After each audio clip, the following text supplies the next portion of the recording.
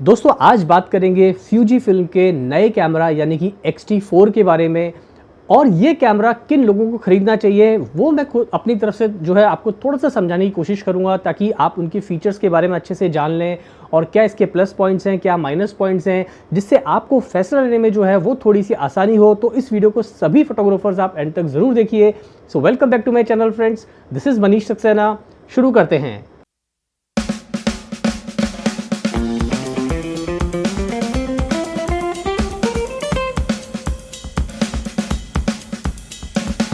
अब दोस्तों होता है कि जब भी कोई कैमरा नया मार्केट में आता है तो वो जो भी कंपनी उसको लॉन्च करती है वो आपको ये बताने की कोशिश करती है कि भैया ये जो कैमरा है सबसे बेस्ट कैमरा है और उसमें जो फीचर्स हैं अभी तक के बेस्ट फीचर्स हैं। तो जो भी हमने फीचर्स निकाले हैं ये सारे फीचर्स आपके काम के हैं। तो अब आप जो है अपनी पॉकेट से पैसा निकालिए और इस कैमरा में इन्वेस्ट कीजिए, ताकि आपकी फोटोग्राफी जो है वो नेक्स्ट लेवल पे चली जाएगी अगर आपके पास में कैमरा होगा। But as a buyer, as a photographer हमको ये सोचना होता है कि भाई क्या वाकई ये कैमरा हमारे काम का है, क्या वाकई हमें अपग्रेड करना चाहिए, क्या वाकई इतना पैसा हमें इस कैमरा बॉडी पे खर्च करना चाहिए। तो आज हम बात करेंगे दोस्तों फ्यूजी फिल्म के X-T4 कैमरा मॉडल के बारे में। अब ये जो कैमरा मॉडल आया है दोस्तों, इसकी भी काफ़ी बड़ी लॉन्चिंग हुई है, काफ़ी इसके वीडियोस इसके ऊपर आपने यूट्यूब पे देखे होंगे। तो आज का जो वीडियो दोस्तों वो मैंने बात की है इसके जो मेजर इन्होंने इंप्रूवमेंट्स किए हैं उनके बारे में, और जो इसके अंदर कमियां रह गई उसके बारे में, ताकि आपको आसानी हो समझने में कि भाई क्या ये कैमरा आपके लिए है। या मैं अपने इस वीडियो में आपको समझाने की कोशिश करूंगा कि भाई ये कैमरा बॉडी किन लोगों के लिए, किस टाइप के फोटोग्राफर्स के लिए है। तो दोस्तों बात करते हैं इसके सबसे पहले इसका जो फीचर है, यानी कि फीचर से पहले मैं बात करूंगा दोस्तों इसकी प्राइस की। तो आज की डेट में दोस्तों मुंबई सिटी के अंदर इसका जो प्राइस है ये आपको मिल रहा है करीब 1,36,000 से लेके कुछ 1,45,000 के बीच में है इसकी प्राइस है। यानी कि मैंने कुछ 4-5 डीलर से बात की तो ये एक प्राइस रेंज निकल के आई है। तो ये समझ लीजिए अगर आपको इस कैमरा को खरीदना है तो इतने पैसे तो आपको खर्च करने ही पड़ेंगे। अब इतना पैसा खर्च करके दोस्तों हमें मिल क्या रहा है वो देखने वाली बात है। तो यहाँ पर हमको दोस्तों मिल रहा है 26.1 मेगापिक्सल का कैमरा, जो कि काफ़ी है। 26 मेगापिक्सल्स बहुत होते हैं किसी भी एक प्रोफेशनल फोटोग्राफी के काम करने के लिए या छोटे मोटे प्रोजेक्ट्स को करने के लिए। जहाँ तक मेगापिक्सल्स की बात है बिल्कुल ठीक ठाक मेगापिक्सल्स है, इसमें कोई दिक्कत वाली बात है ही नहीं। अब बात करते हैं इसके सेंसर की। तो यहाँ पर हमको मिल रहा है BIC यानी कि backlight illuminated sensor, CMOS sensor मिल रहा है। लेकिन ये जो है कैमरा दोस्तों ये APS-C सेंसर है, यानी कि कैमरा फुल फ्रेम नहीं है। तो ये एक बहुत बड़ा माइनस पॉइंट मुझे यहाँ लगा दोस्तों, क्योंकि अगर हम 1,36,000 या 1,45,000 जो भी इसका प्राइस है, अगर हम इतना पैसा खर्च कर रहे हैं तो यहाँ पर हमको एक फुल फ्रेम बॉडी नहीं मिल रही है। जबकि इसी प्राइस पॉइंट के अंदर आपको सोनी का A7 III मिल जाएगा, निकॉन का Z6 मिल जाएगा, कैनन के आपको जो है EOS R मिल जाएगा, या और भी ब्रांड्स के मॉडल हैं फुल फ्रेम के अंदर, वो इस पैसे के अंदर एक फुल फ्रेम बॉडी आ जाती है। तो यहाँ पर सबसे बड़ा जो माइनस पॉइंट लगा वो ये है कि भैया नया कैमरा होने के बावजूद भी जो है फ्यूजी फिल्म में एक कमी छोड़ दी कि फुल फ्रेम नहीं बनाया। या तो इसकी प्राइस को थोड़ा कम रखते तो थोड़ा सा जस्टिफाई कर पाते कि ठीक है भैया हम पैसे कम ले रहे हैं लेकिन आपको थोड़े नए फीचर्स हमने जो ऐड किए हैं वो दे रहे हैं आपको, या जो है इसको फुल फ्रेम बनाते तो बहुत ही आज की तारीख में ये जो है हॉट सेलिंग कैमरा होता है। लेकिन बात करते हैं इसके और फीचर्स की। तो यहाँ पर अगला जो फीचर निकल के आता है दोस्तों वो ये निकल के आता है कि भाई इनका कहना है कि इन्होंने जो है इसके अंदर IBIS फीचर को बहुत ही इंप्रूव किया है, यानी कि जो है इन कैमरा इमेज स्टेबलाइजेशन जो है वो इसका बहुत ही इंपॉर्टेंट और बहुत ही इंप्रूव्ड है। अब ये जो IBIS होता है दोस्तों ये कई फोटोग्राफर्स को पसंद होता है, कई लोग बिना IBIS के भी ले लेते हैं कैमरा, लेकिन ज़्यादातर जो वीडियोग्राफर्स हैं उनके लिए एक एडिड फीचर होता है, ताकि अगर वो गिम्बल पे या विदाउट गिम्बल शूट कर रहे हैं, या गोरिल्ला पॉड पे शूट कर रहे हैं, मिनी ट्राइपॉड पे, या हैंडल शूट कर रहे हैं, तो अगर उसका IBIS काफ़ी अच्छा होगा, जैसा कि इनका कहना है कि बहुत ही अच्छा है और काफ़ी इंप्रूव किया इन्होंने कंपेयर टू अदर ब्रांड्स, तो वहाँ पर जो है एक बड़ा एक बेनिफिट हो जाता है वीडियोग्राफर्स को, और फोटोग्राफी के अंदर भी जो है इसका बेनिफिट मिलता है। हालांकि ये एक पर्सनल चॉइस होती है फोटोग्राफर्स की कि भाई उनको ये सिस्टम चाहिए या नहीं चाहिए, नहीं होगा तो कोई ज़्यादा फर्क नहीं पड़ता, लेकिन अगर है तो डेफिनेटली जो है ये एक फीचर स्पेशली वीडियोग्राफर्स के लिए बहुत ही मायने रखता है। अब बात करते हैं इसके दूसरे फीचर की। तो इन्होंने कहा है कि भाई इन्होंने जो ऑटो फोकस पॉइंट्स हैं वो इन्होंने काफ़ी इंप्रूव की हैं कंपेयर टू इनका जो प्रीवियस मॉडल था X-T3 और भी जो दूसरे मॉडल्स हैं इनके राइवल्स उसके कंपैरिजन में। तो यहाँ पर ऑटो फोकस जो है वो उसका काफ़ी एक्यूरेट और काफ़ी फास्ट है। हालांकि अगर देखें आज ऑटो फोकस की बात करें तो मुझे अभी तक जो ऑटो फोकस कैनन का डुअल पिक्सल सबसे बेस्ट लगा है। उसके बाद अगर हम बात करें तो सोनी का ऑटो फोकस बहुत ही अच्छा है। सो ओवरऑल इनका कहना ऐसा है कि ऑटो फोकस जो है वो काफ़ी इंप्रूव किया है। तो ये एक नया फीचर है दोस्तों IBIS और ऑटो फोकस जो इन्होंने काफ़ी इंप्रूव किया है compare to their previous models.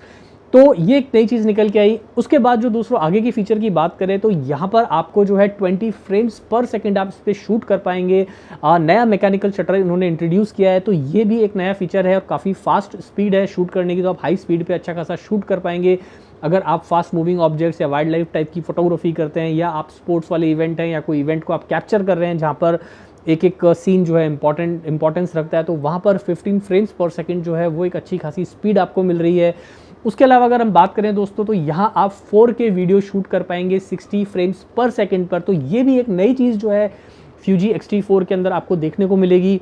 ये अभी तक जो है Panasonic के GH5 में ही फीचर था, जहाँ पर आप 4K पे 60 फ्रेम्स पर सेकंड आप शूट कर पाएंगे।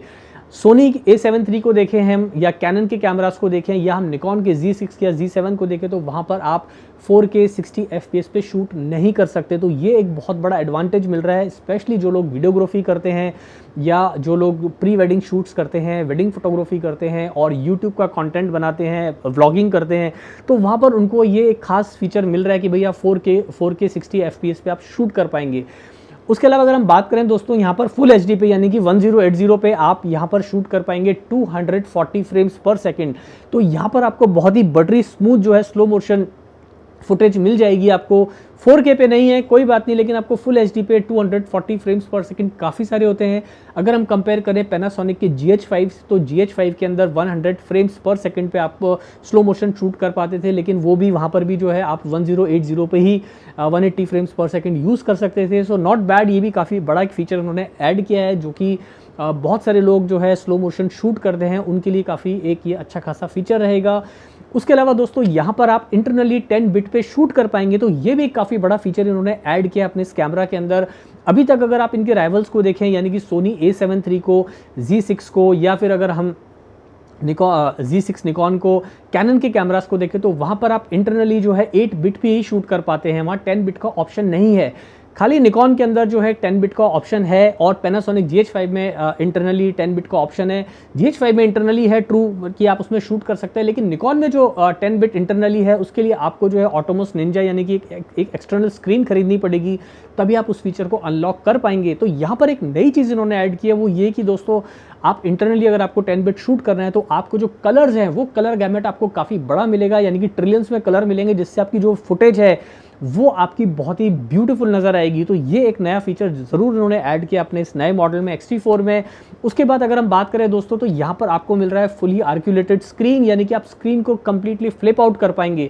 सो अगर आप एक व्लॉगर हैं, यूट्यूब का कंटेंट बनाते हैं, और अगर आप छोटे मोटे अपने वीडियोस बनाते हैं यूट्यूब के लिए, तो अगर फ्लिप स्क्रीन है तो ये एक बहुत बड़ा एडवांटेज होता है, जो कि आपको सोनी A7 III के अंदर या कैनन या निकॉन के अंदर आपको नहीं मिलेगा। कैनन के स्क्रीन ज़रूर फ्लिप आउट होते हैं, लेकिन निकॉन के अंदर और कैनन और सोनी के अंदर आपको फीचर नहीं मिलता। और काफ़ी सारे जो वीडियोग्राफर्स हैं, व्लॉगर्स हैं, यूट्यूबर्स हैं, उनके लिए फीचर बहुत ही मायने रखता है कि भाई स्क्रीन जो है फ्लिप आउट हो, ताकि वो अपना फ्रेम को देख पाएँ कि किस तरह से आ रहा है, अपने फोकस को, अपने सेटिंग्स को, और अपनी लाइटिंग जो भी उनके बैकग्राउंड में लाइटिंग है, सीन है, उसको अच्छे से एडजस्ट कर पाएँ। तो यहाँ पर ये फीचर काफ़ी बड़ा फीचर निकल के आया दोस्तों। तो ये इसके बारे में जो है Fuji X-T4 की मैं तारीफ़ करना चाहूँगा। ये चीज़ आजकल बहुत डिमांड में है और उन्होंने लोगों की बात को सुना और इस चीज़ को डाला इस मॉडल में। That is very very good. अब बात करते हैं इसके एक और फीचर की, वो है दोस्तों इसकी इंप्रूव बैटरी। इन्होंने जो है बैटरी अपनी जो X-T3 की थी, वो बैटरी लाइफ बहुत ही पुअर थी दोस्तों, उसको उन्होंने अब जो है कम्प्लीटली नई बैटरी के साथ रिप्लेस किया है। तो यहाँ पर आप 1 चार्ज के अंदर आपको मिल रहे हैं करीब 500 शॉट्स। तो बैटरी लाइफ जो है वो बहुत ही कमाल की है दोस्तों। तो आपकी जो बैटरी है वो काफ़ी चलेगी।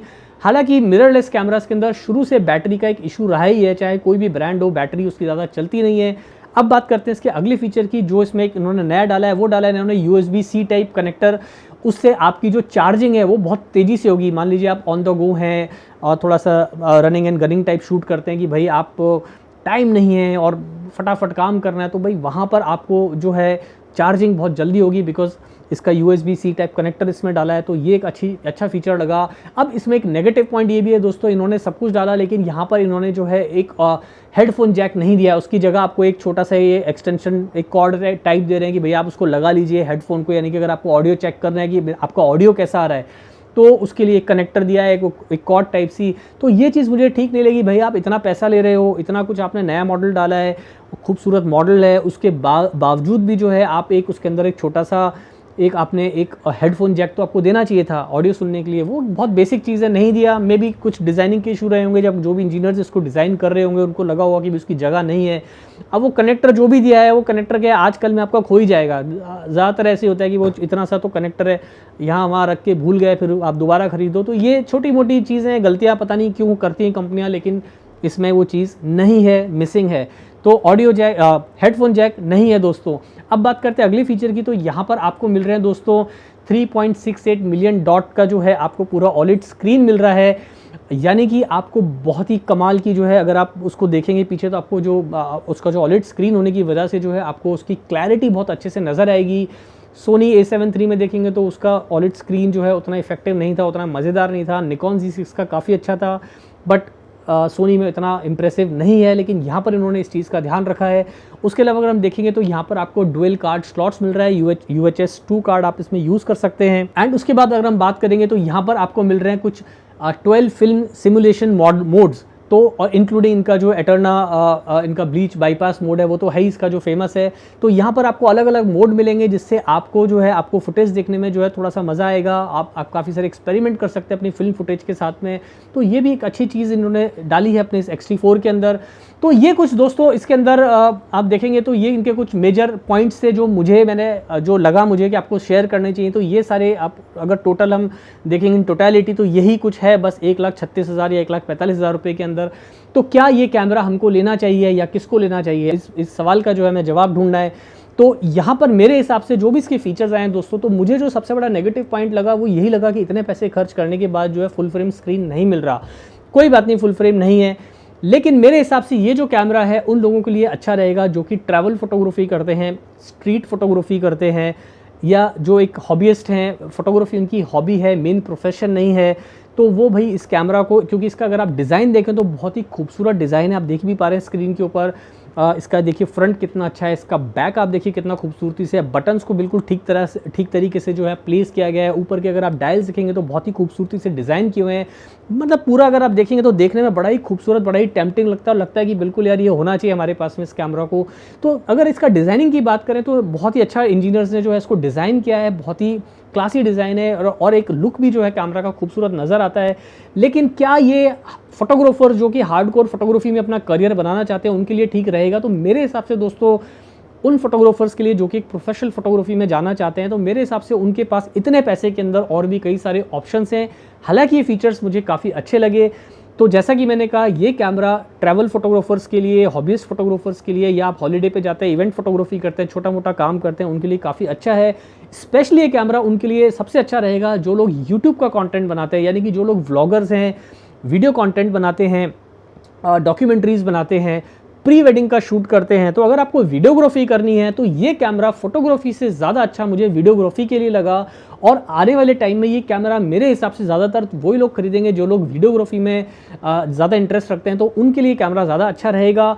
बाकी अगर आपको एक APS-C सेंसर वाला कैमरा चाहिए कुछ नए फीचर्स के साथ विद फोटोग्राफी एंड वीडियोग्राफी, तो ये एक अच्छा ऑप्शन रहेगा। बट अगर आपको सिर्फ एक फोटोग्राफी करनी है तो यार मेरे इतने पैसे के अंदर आपके पास और भी बहुत सारे ऑप्शंस हैं। हालांकि इनके जो लेंसेज हैं वो एक रीजनेबली प्राइस्ड हैं, बहुत महंगे नहीं बोलूँगा तो बहुत सस्ते भी नहीं बोलूँगा, ठीक ठाक प्राइस के अंदर है, छोटे साइज़ में है। तो अगर आप ट्रैवल कर रहे हैं तो आपको एक कैमरा बॉडी और इसके लेंसेज को रखने में काफ़ी आसानी होगी, चाहे आप फ्लाइट में ट्रैवल कर रहे हैं, चाहे अपनी गाड़ी में जा रहे हैं। तो इस कैमरा को जो है स्टोर करने में, रखने में और इसको असेंबल करने में जो है अलग अलग लेंसेज के साथ आपको दिक्कत नहीं आएगी। छोटे मोटे गोरिल्ला पोर्ट के ऊपर भी जो है आप इसमें काम चला सकते हैं दोस्तों। सो ओवरऑल मैं यही कहना चाहूँगा कि कैमरा बहुत ही क्लासी है, look wise, design wise, feature wise बहुत ही अच्छा है। लेकिन अगर ये फुल फ्रेम होता तो आज जो है ये कैमरा बिल्कुल सोने पे सुहागा वाली बात होती है और ये बहुत ही हॉट सेलिंग कैमरा होता है दोस्तों। तो अगर मेरे से कोई पॉइंट छूट गया हो दोस्तों तो आप कमेंट करके ज़रूर बताइएगा। मैं कोशिश करूँगा आपके सभी सवालों के जवाब को देने के लिए। और आज के लिए इतना ही, जल्दी मिलते हैं फिर नए वीडियो के साथ। Thanks for watching.